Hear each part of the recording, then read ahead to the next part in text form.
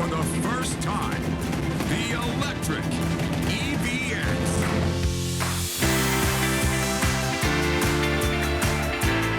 3 साल बाद auto expo का द मोटर शो के नाम से आगाज हुआ तो इसमें पहली और धमाकेदार पेशकश देश की सबसे बड़ी कार निर्माता कंपनी मारुति सुजुकी की रही। कंपनी ने ऑटो एक्सपो में पहली बार अपनी इलेक्ट्रिक कार से पर्दा उठा दिया।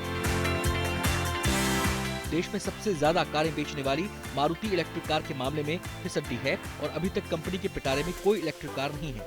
लेकिन अब EVX SUV के कॉन्सेप्ट को पेश करके मारुति सुजुकी ने इस सेगमेंट में भी जल्द आने का बिगुल बजा दिया है।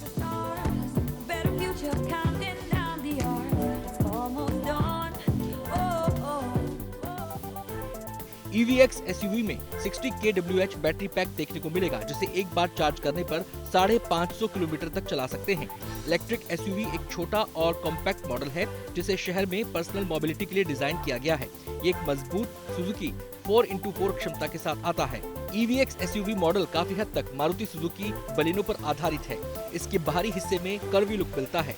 इसमें लंबा व्हील बेस, छोटे ओवरहैंग्स और अच्छे ग्राउंड क्लियरेंस के साथ सुजुकी का SUV डिजाइन मिल जाता है। कंपनी का दावा है कि मारुति EVX में कई एडवांस फीचर्स भी मिलेंगे। This is Suzuki's first vehicle which is built on a born EV platform. Born EV platform means it's a platform which is not modified of an existing ICE vehicle but has been from ground zero built up so that's to provide the maximum in terms of creating the EV architecture both in the interior and the exterior. So you can see in this vehicle the wheelbase is quite large and that enables it to have a much larger interior space and also the flexibility for managing both the interior and the exterior.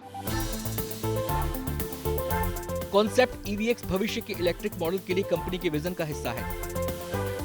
इस segment में entry के लिए Maruti Suzuki ने ऐलान किया है कि वो नए वाहनों के उत्पादन के लिए 10,000 करोड़ रुपए का निवेश करेगी। कंपनी अपने प्रोजेक्ट इमेजिनेक्स के तहत पर्यावरण अनुकूल कारों पर फोकस करेगी, जिसमें सस्टेनेबिलिटी पर मुख्य फोकस रहेगा। ऐसे में कंपनी EV सेगमेंट में अपनी धाक जमाने के लिए बड़ी प्लानिंग के साथ तैयार है। 2025 में इस SUV के बाजार में आने की उम्मीद है। Maruti Suzuki has believed that we really have to be technology agnostic in that, and we will necessarily have a mix of options in terms of technology. We have strong hybrid and hybrid, which gives you, the 40, 50, 60% of the time it works on a city on a EV mode. It charges, regenerates. It's a regenerative braking charging, so you have no anxiety about charging infrastructure. So I guess all these technologies will coexist, and EVs will also be one of them. इसके साथ ही मारुति ने WagonR flex fuel को पेश करके flex fuel technology के प्रति अपनी कोशिशों को जाहिर किया है। ये कार E85 फ्यूल पर चल सकती है। फ्लेक्स फ्यूल वाहन 20 से 85% इथेनॉल मिश्रण पर चलने के लिए विकसित किए गए हैं। कम प्रदूषित होने के साथ साथ इनकी खासियत है कि इनमें ज्यादा माइलेज भी मिल जाता है। इस कार के भी 2025 तक बाजार में आने का अनुमान है। वीडियो पसंद आया तो हमें लाइक, कमेंट, शेयर और सब्सक्राइब जरूर करें।